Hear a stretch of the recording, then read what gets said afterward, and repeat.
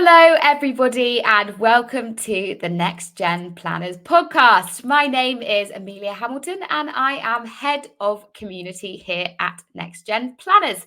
And today on the podcast, I'm very excited to be joined by Mark Whitcroft, co-founder of PlannerPal. Welcome, Mark. How are you doing today?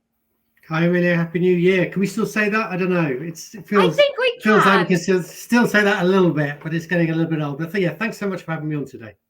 Yeah, my pleasure. I think in my mind, we're still in about 2020. So the fact that it's 2024, I think I need to be saying Happy New Year for about the past 3 or 4 years that have kind of whizzed by. But yeah, Go. I'm definitely still very much New Year. How is it already 2024? Weren't we just at Christmas stuffing our faces? What's happened? But New Year, exciting times, and especially exciting times for you. 2024 is going to be pretty big year for you. So to kick things off and give everybody a little bit of a taste of what you're up to and what you do, could you tell everybody what a day in the life looks like for Mark Whitcroft? Yeah, super. Thank you so much. So I'm a wealth tech entrepreneur. So a day in the life for me is pretty varied, frankly. We're in the early stages of building a company called PlannerPal, and we're launching a financial planners AI assistant. So we have productivity tooling to help planners, advisors, and their teams, in effect, save time on admin and serve more clients. So we're launching a meeting transcription tool that allows specific client meeting summaries built for the sector and then auto generates follow-ups and documentations like file notes, follow-up emails. We're also launching a hybrid outsourcing or outsourced power planner service that combines the best of our AI-powered tech with human expertise around more complex documents. So as CEO and co-founder, in effect, my responsibility is the day-to-day running of the business. So that's everything around the ability to execute on our vision, which is helping planners and advisors save time and serve more clients. So it's a combination of strategy, commercials, engaging with our early testers. My co-founder, Schumann, is Chief Product and Technology Officer, so CTPO. He built Barclays Wealth Technology Stack, so he's got sort of 2 decades of building technology and products. So I like to think of him as he's the brains, he's the back of house and the engine, and I'm the front of house. So everything for us is around sort of talent, number one. So working with the best people in our team. We're a small team, but we cover expertise around sort of financial planning, power planning, software development, and scaling fintechs. Also funding. So we've been lucky enough to be backed not only by our own capital, but also some great investors. So we're backed by Ada Ventures, top tier venture firm, and also some prominent fintech angels. And then really at this stage, it's about sort of our early product, right? We've been working with a bunch of trial customers who've been working with some planner practices and advisory firms that have been providing us unvarnished feedback that's helped us get to launch. So no 2 days are the same, but it's all about working with people and hopefully building the best product we can for our customers. Definitely. And I feel like I'm really excited to dive into the AI side of things, because obviously it's such a buzzword and you can barely get through a conversation with most people in our industry before the idea of AI kind of creeps in and everyone's kind of positing ideas about where it's going to go and what's going to happen. But before we kind of move into that and delve into that kind of topic of conversation, I'm just interested, how long have you been working on PlannerPal? How long has it kind of taken from conception to where you are now? Yeah, so we've been on a bit of a journey. Our original thesis of going and building a company was more people need financial advice, and how do you help particularly older adults sort of deal with this significant shift that has been happening in finance. We've got this big intergenerational transfer of wealth about to happen, but also at the same time we have this intergenerational issue where wealth is frankly held by a lot of older adults, and people need to sort of make decisions as to how to sort of think about the future of their life, right? And how finance plays a part. So we won a market research grant with the UK's National Innovation Centre for Ageing, which allowed us to really dig into what do older adults think about when it comes to sort of finance and their assets and retirement, and really think about planning. And that's led us on a journey really to sort of dig into how do we build a product that's most efficient for people. And where we sort of ended up was talking to a whole bunch of wealth managers and financial planners, and realizing that their job is not only challenging, but also hamstrung by a huge amount of admin and what is an increasing compliance burden. Therefore, they tap out at maybe 100 or 125 clients. You know, our role is therefore, right, with the advent of recent AI and large language model developments, how can we build a toolkit that really helps not only scale that client base, but also scale practice and build access to financial advice that people so desperately need. So we've been at this for a year and a bit, and you know, the product's been an evolution, as it always is in an early stage business. But by the time we go live, this podcast will be out with our beta product, so anybody can download it and have a play. So we're excited about that. Yeah, it's really exciting. And I guess, as you said, in any kind of product, it will naturally evolve and change throughout that process. But with something as already kind of quickly moving as AI, have you found that kind of evolution from where you started to now to be bigger than you expected? Or kind of you had the idea of exactly what you wanted it to look like, and it's stayed similar to your original idea? No, it's definitely evolved. And I think the advent, you know, look, ChatGPT was only sort of launched to the public in November 22, right? So we're still right at the front end, or the spear end of this huge technology evolution. But I think often what happens with this stuff is it's not about the speed of the technology, it's about how the speed at which people are prepared to adopt it. So you know, we're definitely at the forefront of change, and I'm looking forward to digging into all of this as we go today. But you know, it's going to be a really exciting period for the next year and a bit for people as they sort of really think about how does this impact their day to day and their life. So yeah, you've got to stay consistently ahead, because a lot of the frameworks and technology that we're using is also new. So making sure you're building that in a robust manner that's fit for purpose in a regulated industry is clearly hugely important. But you know, it's so exciting to be at the forefront of this. Yeah, absolutely. And I'm excited to dig in. So let's go. Let's really get in there now, in terms of AI. So obviously, as we mentioned, huge topic of conversation. It's a huge thing that's kind of become ever present in a lot of conversation at the moment. In those conversations, it is often seen as something that can be negative and also positive. Kind of, in your opinion, do you think it's perceived more as an opportunity or a threat, or do you think that perception in the wider industry has changed over time? Yeah, look, I think it's a great question. I think it's something, as you already mentioned in the introduction, this is something that people are talking about not on a daily basis, but multiple times a day, right? You know, all the recent surveys are showing that this is something that every industry is thinking about, not just those in financial services. So I think just to kind of sort of break this down a little bit, right? If we take a cut of all the kind of AI coverage and sort of articles that have kind of been out in the last year or so, right? They kind of sort of separate really into sort of three main themes, and it is definitely both viewed as a threat and opportunity, right? So the first theme is probably about displacement, you know, the risk of AI taking people's jobs. The second one is probably about safety concerns, and that is everything from sort of data protection, whether that's about individuals or client data for regulated industries, right through to the sort of Terminator style articles that the robots are going to take over and there's concerns for safety for humanity. Now, examples around that safety point are sort of playing out in a number of ways. UK government last year had the first global conference on AI safety. US and European regulation is now in place to sort of think about how big tech and small tech really engage around AI.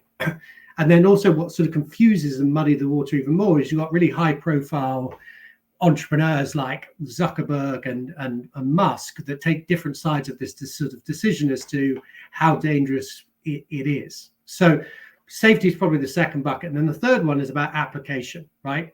Where is this application going to be most useful? And I think, Gartner has this thing called the sort of hype cycle, and we're right at the top of the hype cycle around AI and all the things it's going to solve, right? So there's sort of the exuberant or the over exuberance and excitement of AI going to solve everything and everybody's needs, right through sort of trade press that's really going to be talking about sort of very specific needs within each particular industry. Now,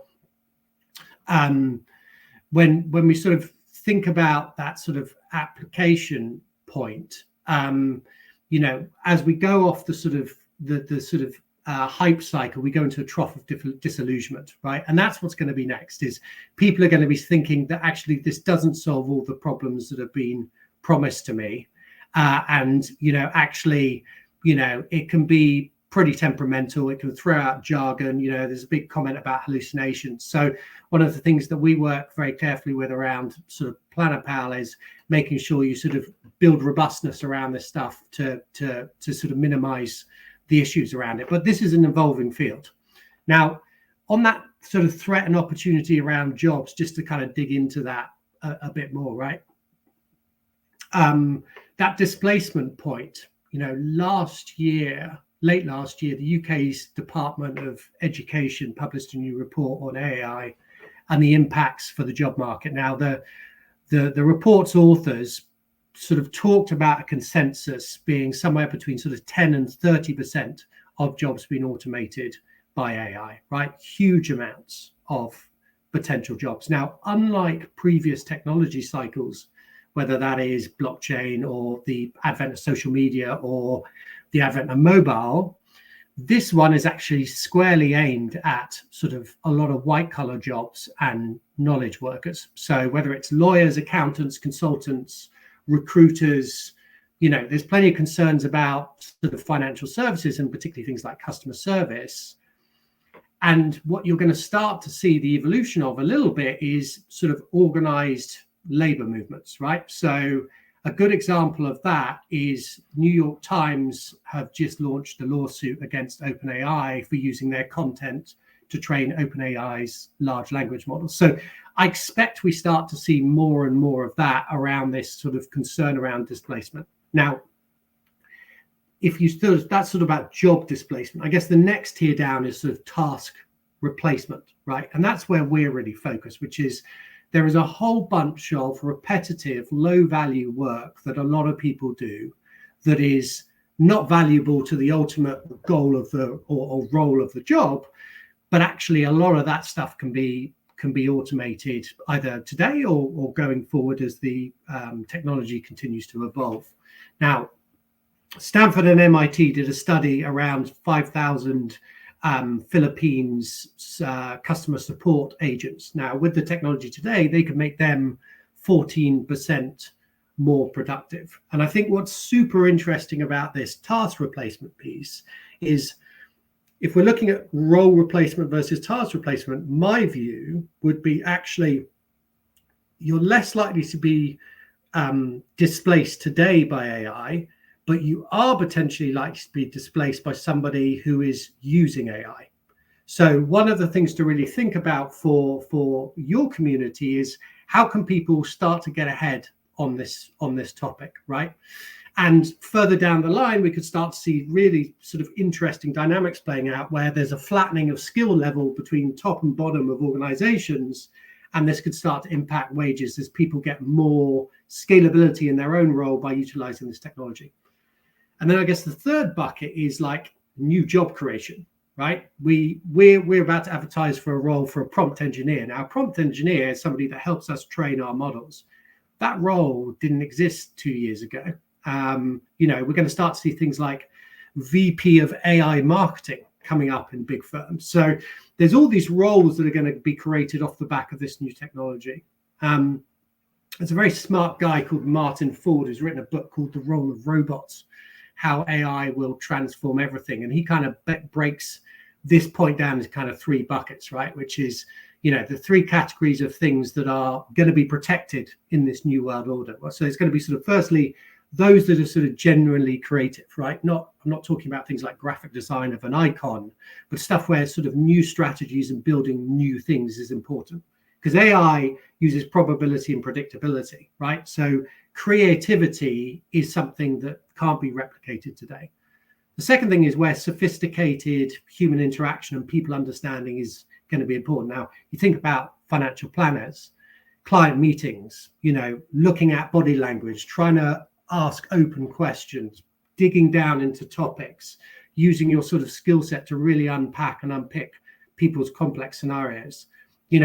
That's something that is going to have an element of protection around it. And then I think the third thing is solving problems in unknown environments, right? So we've just had with all this rain that's happened, we've had a leak in our roof. Yeah. So at home. So somebody coming in and fixing that is an unknown problem that needs immediate fixing, right? So actually there's a lot of sort of trade type roles or blue collar type roles that are going to be protected. And actually it's the knowledge workers that are going to be most impacted. So it's a really exciting time in terms of these change, but I think the good news is people can do things to protect themselves in this changing world order. Absolutely. And I mean, as that incredibly comprehensive and really interesting answer shows, it's not as simple as perhaps you might think. Whether is it a threat?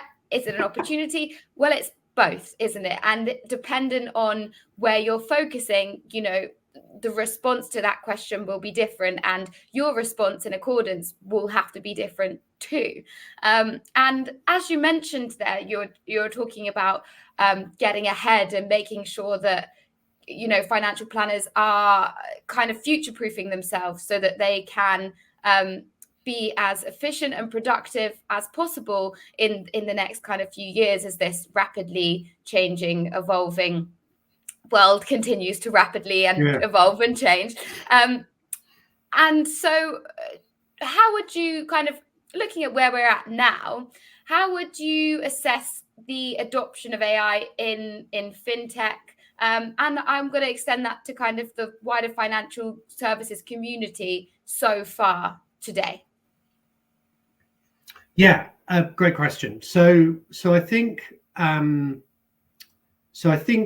maybe just to kind of like put a timeline on this, right? So, AI has been around since the 50s. It's been around a long time. You've had then sort of the 50s to the 70s, which was like the golden years of AI, where there was a lot of sort of theoretical advancements, very much sort of research-led stuff. First commercial stuff went in the 80s.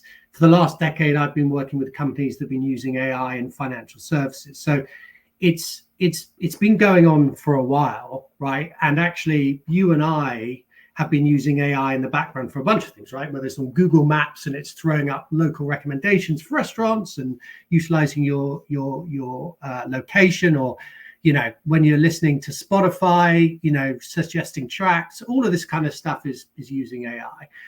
I think what's different about where we are today is this sort of explosion last year of AI capabilities and the different approaches that the people are using, right? So if you just take ChatGPT, that's suddenly put in your and my hands the capability that's been sort of sitting in Megacorp for a very long time. So, actually within, the ChatGPT explosion was crazy, right? For those that don't know, within 2 months, they had 100 million users, and, within half a year, they had $1 billion in revenue, right? So this was the fastest growing user base of all time. So super crazy in terms of how that all played out. Now, within financial services today, it's being utilized in sort of back and middle office applications. But again, it's very dependent on the quality of data that exists and the existing architecture that's currently there. And I don't have to tell you, right, that there is a consistent complaint around underutilization of CRMs in wealth management, as well as client data, or that single source of client data, not being up to scratch. And there's a lot of concerns that there's a whole bunch of stuff sitting in the advisor's head that sort of hasn't made it into the business architecture. So one of the things that's going to be really important for this sort of next wave is, how does that single source of client truth improve, and therefore being able to sort of utilize this technology to the most sort of benefit. So I don't know whether that even answered your question, but I feel like I went on a bit of a tangent. But I think the main Yeah, no, I think that the thing is, there isn't really an answer. You can't sit down and go, well, it's here and this is exactly what it is and everyone agrees, because there isn't a consensus about where we're at, where we should be, what's happened and why. It's you kind of posit theories and can sense trends, but it is messy and complicated and huge. It's such a big area, big topic, and I don't think I'd heard that stat before about how quickly ChatGPT was adopted, how many users it had so quickly, and it just really does show that people are not necessarily as tentative about adopting kind of new forms of technology as they might have been earlier in this kind of last 20 years of extreme technological revolution, which is exciting. And so looking forward then, I guess, what do you think is going to happen? If I had to kind of push you for a prediction about AI, and specifically within kind of financial planning and wealth management, where do you think it's going to go? Yeah. And just to pick up on the last point you've just mentioned there, I think the what's really different about AI today, or generative AI today, is there's sort of two paths here. There is what are corporates going to do? Like, what are the big professional firms going to do? And what are the small businesses going to do? And then what are you and I going to do about it as well in our roles, both professionally, but also in our personal lives, right? So there's different ways that this is going to play out. And if you think about, it's not the speed of the technology that's the challenge here, right? Because it can already pass the New York bar exam, right? So sort of legal exams. It's already been proven to be more advanced than radiologists at looking at scans and sort of looking at sort of picking out medical issues, whether it's sort of identification of cancer or x-rays or other scans or MRIs. So the challenge is actually going to be how quickly it gets adopted into people's lives and into people's professional existence. And the data quality issue is definitely something that plays out there. So if I was sort of trying to predict some stuff, right? So and I've been lucky enough to sort of been at the beginning of waves of various things that play out. So, at the beginning of my sort of career and trading floor, that's the start of the social media revolution. Robo-advisory, I was lucky enough to be one of the first investors in Nutmeg, and sort of seeing that wave as to sort of what happened there. And, whether it's blockchain hype cycles and all of these various other things, I've never been more excited than about for a technology adoption than I am for this one. And I think there's some ways that I think this is definitely going to play out. Firstly, early adopters are going to benefit, right? So, and this is something, if I was making a call to action for your community, it would be really think about how you're going to play into this as individuals, because not only in terms of your career, but also your sort of advancement in your career and your own learning path, this is something where you can get a competitive advantage to not only your peers, but also thinking about your advancement within your own firm. Secondly, data quality improvements are going to be even more paramount than they have been. Now, we know that data strategies are something that a lot of wealth firms have either initiated or gone into, and we've already talked about the underutilization of CRMs. But I think really thinking about how do you get the most complete data picture around clients, and how do you optimize for that? Because the quality of the data is really going to impact the quality of the application of AI within your business. I think the third thing is probably role shift. like really thinking about, I mean, you asked me at the beginning, what's my day-to-day look like? I think people's day-to-day is going to change. So if you think that, a client maybe has, 2 client meetings a day, maybe, or maybe in effect 40% of their day is admin, we believe that can be dramatically reduced, right? So freeing up your time for much higher value activity, more client interaction, more business growth are things that I think are going to happen. And I think a fourth trend I'd probably talk about specifically in the sector is there's been a lot of talk of and activity around consolidation, right? There's probably 30 consolidators within wealth management businesses in the UK buying up IFA's old books, right? And a lot of those strategies have been based on AUM growth, right? So trying to build more AUM in those books. I think actually what's going to change there is these strategies got to be much more focused around client data and systems focused. And actually for those that are looking to sell their businesses or even start businesses going forward, the intrinsic value of your business is going to be how slick it operates and also the quality of your data. So really thinking about that consolidator space, moving probably from an AUM focus more to a client data and systems focus as people look to get synergies from that consolidation. So yeah, it's going to be exciting. So I think, just in summary, I think early adopters benefit, data quality improvement, role shift, and then that consolidator landscape shifting to focus more on client data and systems.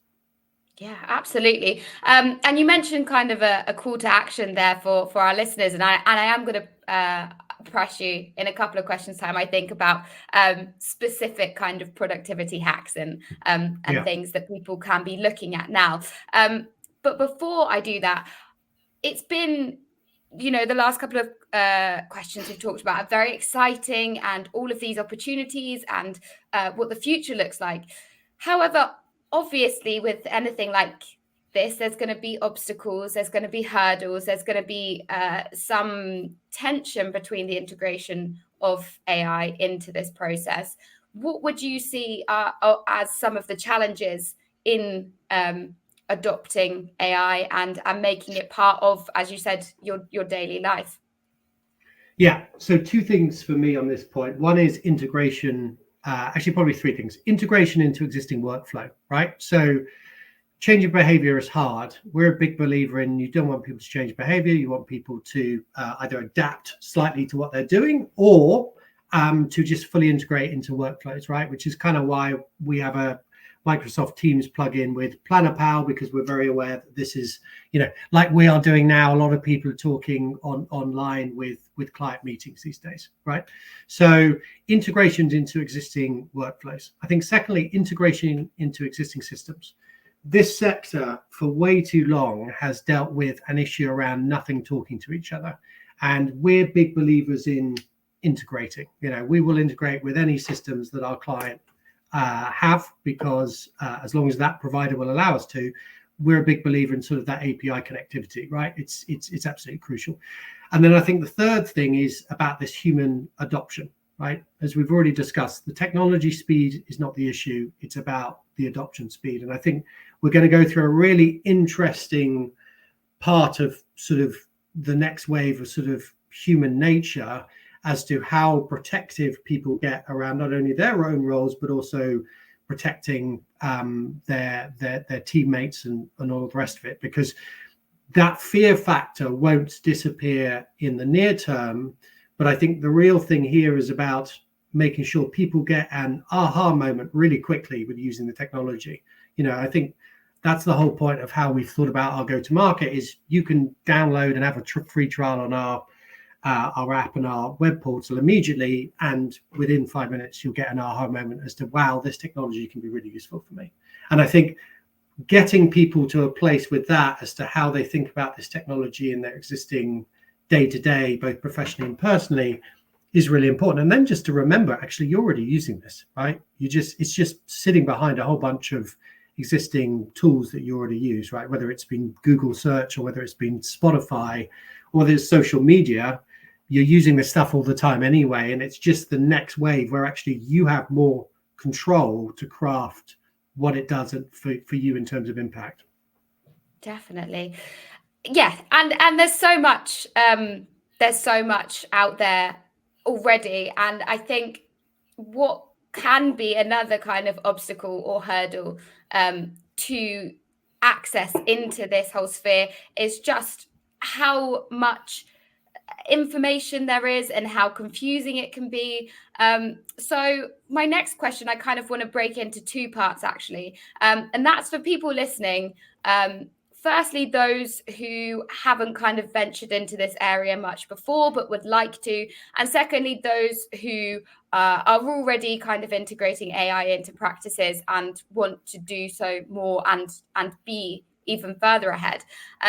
To those two sets of people, what would you say is the best kind of advice for looking at, either leveraging productivity hacks or getting started, if there's people out there who are really wanting to kind of embed themselves or embed AI more into their own practices? So for kind of more novices and more advanced, what would your advice be there? Yeah, perfect. So love how you break that down, because also one size doesn't fit all with this stuff, right? So, so I think first one, if you are reading about this, not sure where to start, I've probably got three things I'd say. Firstly, get involved, right?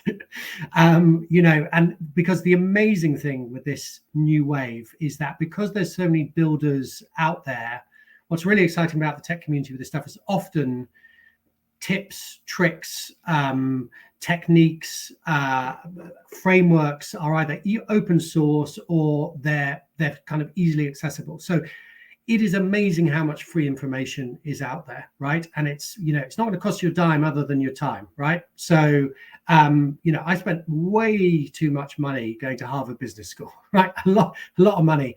With this stuff, whether it's Google or Amazon, there's so many free courses, right from the basics as to what is generative AI, right through to learning about specific frameworks like LangChain.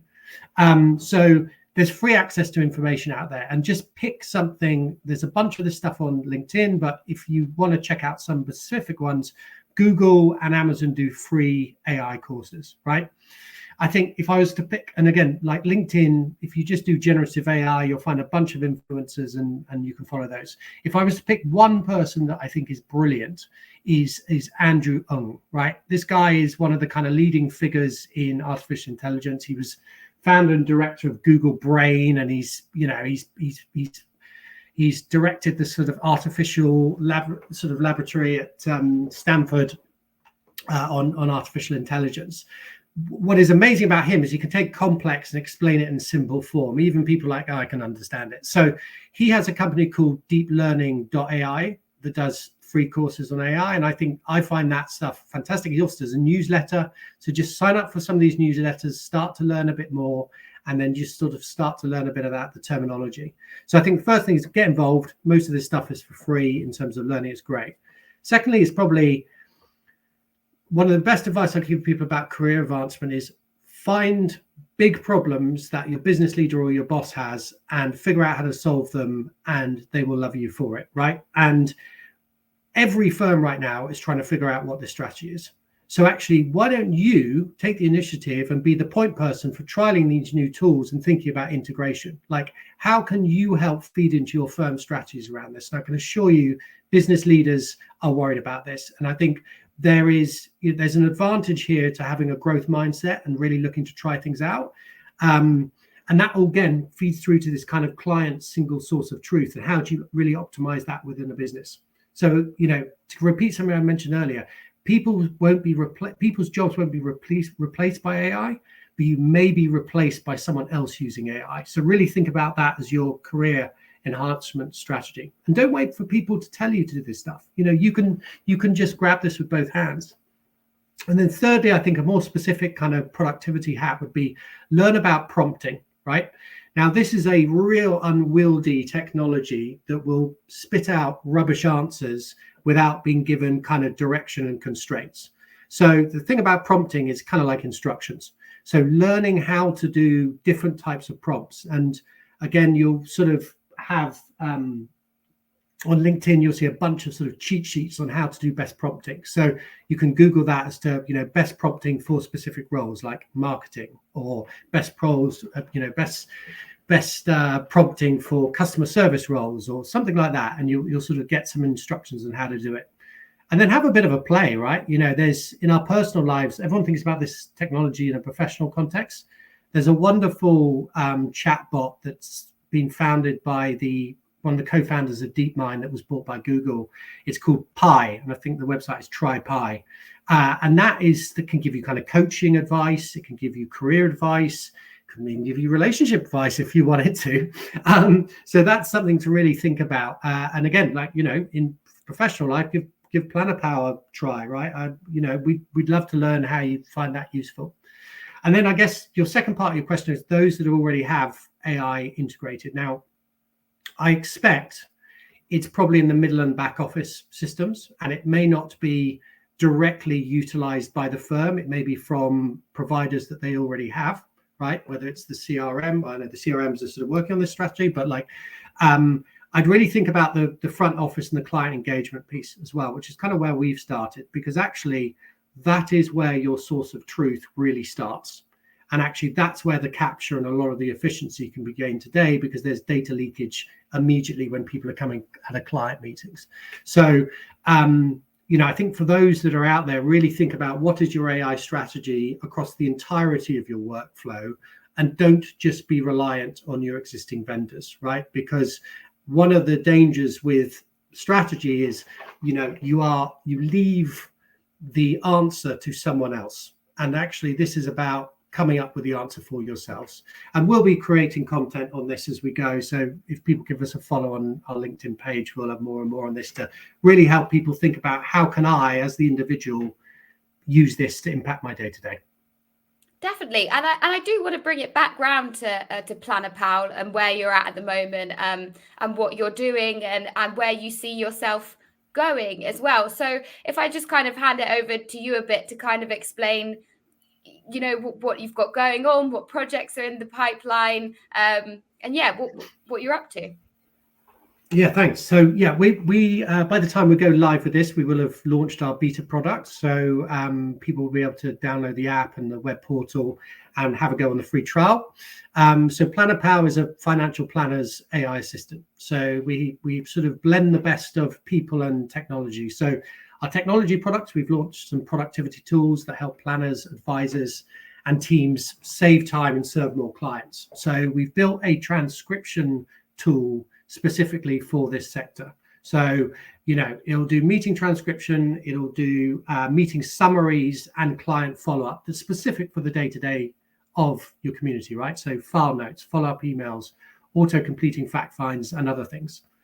And then we're also launching this hybrid outsource Power Planner service, which combines the best of our AI tech with that human expertise. So more complex docs like suitability letters, we can turn them around faster and at higher quality, with the aim here of really helping, planners and advisors focus on higher value activities like client meetings and growing their practice. We're working on a number of integrations with CRMs to improve data capture around sort of single source of truth. And again, we're not trying to reinvent the wheel. There's existing systems out there. We just want to improve the data quality that's already there. And we've launched. So the exciting stage now is we've moved from our pocket of testing clients out to a much broader and going sort of live with our product to a broader audience. And we're really focused on early adopters, right? Those that have in sort of intuitive nature to give this a go, an exploratory mindset to sort of see how it can help their day to day. And one of the things that I've learned over the years of sort of working with startups is, customer is king. So we're all about sort of building our product roadmap alongside what our customers need us to do. And there's lots of different ways that this can go, but to start off with, we're going to be iterating, improving our product from the V1 that we're out with now. So it's going to be a big year and an exciting year. And what would you say is kind of the goal in an ideal world? What would the future kind of look like for Planner Pal?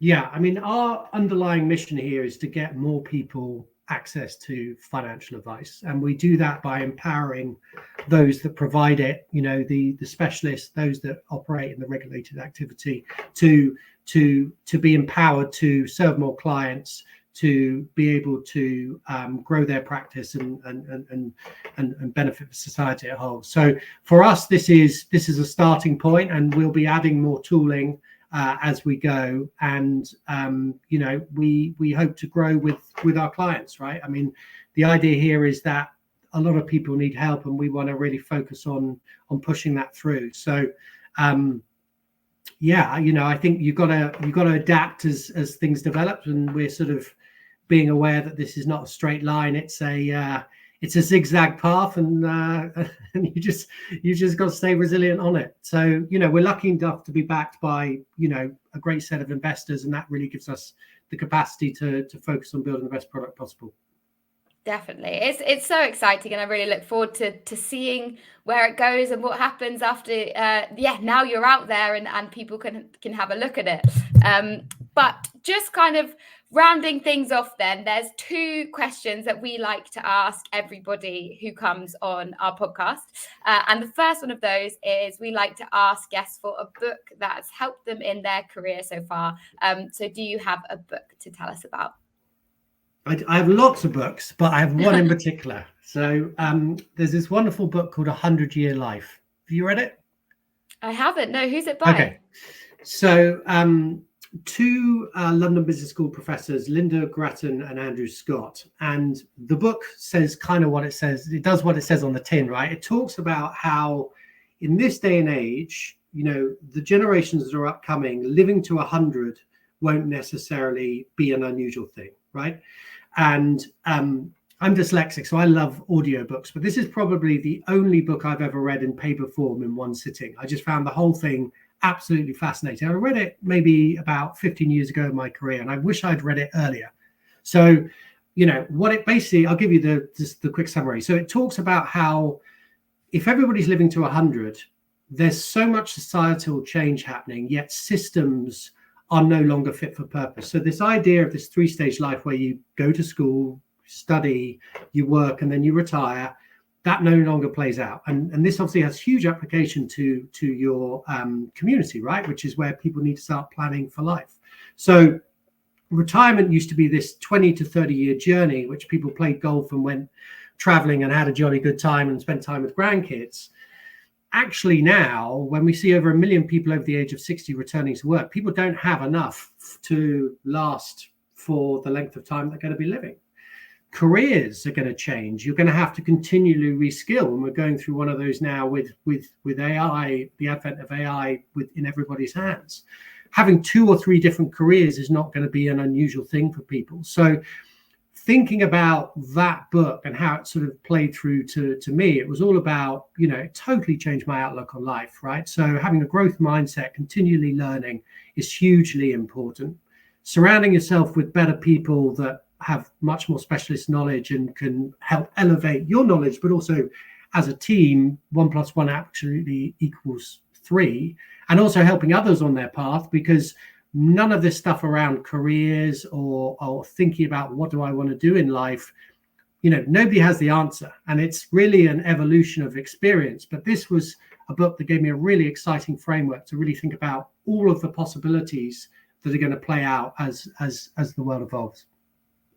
Amazing. It sounds great. I'm an audiobook consumer too, rather than paper. I find it sometimes I like to listen to it slightly quicker as well while I'm doing the washing up or whatever it is, commuting somewhere. That sounds fantastic. Thank you for sharing that. And finally then, the last question I have for you is a big one, very broad one, and that is, what are you most excited to see in the world of finance in the next 10 years? Yeah, well, 10 years is a very long time, particularly at the way that the world is evolving around technology now. So for me, this really comes back to our mission, right? If we want more people to get financial advice, and I think finally we have a technology that's going to enable this to happen. Given in the UK, we have sort of less or around 10% of adults have access to financial advice. And if planners are taking 40% of their day around admin and maxing out at 100 or 125 clients, we now have the capability to improve the odds here, right? Get more people financial advice, give planners more time and capacity to serve more clients. So I'm very excited about that and seeing how this technology can start to influence that, right? And I'm a big believer in setting goals, right? So let's get a goal where we've got people serving 200-300 clients. That's really where I want to get to. We've got this big shift happening of intergenerational wealth transfer that's really going to impact society as a whole. But, and then we've also got the advice and the guidance boundary that is a continually evolving conversation as well. And what does that mean for broader access to financial advice as well? So for me, this is really about this application of this new technology and how we can better serve the end clients with financial advice. And in a world full of challenges at the moment, right, we all get super depressed with the bad news and the events that are going on around the world, which are, really difficult in your day-to-day to sort of comprehend. But actually, here we have a technology, and for all the concerns around this technology, there's actually an ability to empower people and individuals to really start addressing some of their challenges in their professional and personal life. And that really excites me about the next 10 years. Yeah. And who knows where we'll be in the next 10 years, looking again at the following 10 years about how much you go, right? Yeah, things totally will change. And in our lifetimes, I think there's going to be a lot of exciting things that are hopefully going to happen. But yeah, thank you so much, Mark, for joining me today and for diving deep into the world of AI and all of its nuances. It's been a pleasure talking to you. Thanks so much. Really enjoyed the conversation. Speak soon. Cheers. Speak soon. So that was Mark Whitcroft on the Next Gen Planners podcast. If you enjoyed this podcast, you can hear all of our previous episodes on Spotify, Apple, and Google Podcasts, and also on our website. There you can also find some more information about our brilliant community.